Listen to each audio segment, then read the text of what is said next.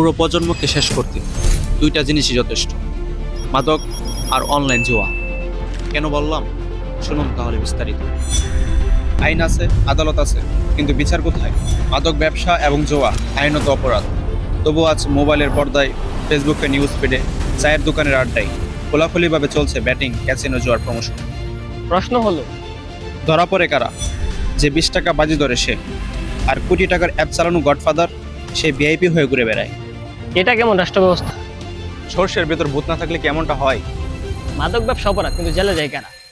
যে ছেলেটা নেশায় আসক্ত হয়ে নিজের জীবন শেষ করে ফেলেছে, যে ছেলেটা অনলাইন জোয়ায় তার নিজের সর্বোচ্চ হারিয়েছে, আইনের হাত সবার আগে তার কাছে পৌঁছে যায়। কিন্তু যারা কন্টেনারে বাংলাদেশে ইয়াবা ঢুকায়, ফেন্সিডিলে ট্রাক পার করায়, সীমান্ত থেকে শহর পর্যন্ত পুরো নেটওয়ার্ক চালায়, তাদের গায়ে হাত দেওয়ার আগে কি হাত পুড়ে যায় নাকি? মাদক বিরোধী অভিযান নাকি শুধু সংখ্যা বাড়ানোর খেলা? পরিসংখ্যানও প্রশ্ন তোলে। চলতি বছর 17 ফেব্রুয়ারি হতে 31 মে পর্যন্ত দেশব্যাপী 30,744টি মাদক বিরোধী অভিযান পরিচালনা করা হয়েছে।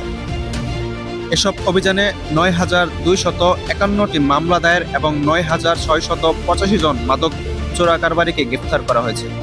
কিন্তু প্রশ্ন হচ্ছে, এই বিশাল সংখ্যার মধ্যে বড় মাদক গডফাদার কয়জন সাজা পেয়েছে? কয়জনের নাম প্রকাশ হয়েছে? কয়জনের সম্পদের উৎস তদন্ত হয়েছে? সংখ্যা বাড়লেই কি বিচার প্রতিষ্ঠিত হয়? মাঝে মাঝে 2-1 প্রমোটার ধরা পড়ে, কিন্তু মূল হোতারা তারা এখনো ধরা ছোঁয়ার বাইরে। আসল রূপ কোথায় জানেন? রোগ হলো মামলা এখন ব্যবসা।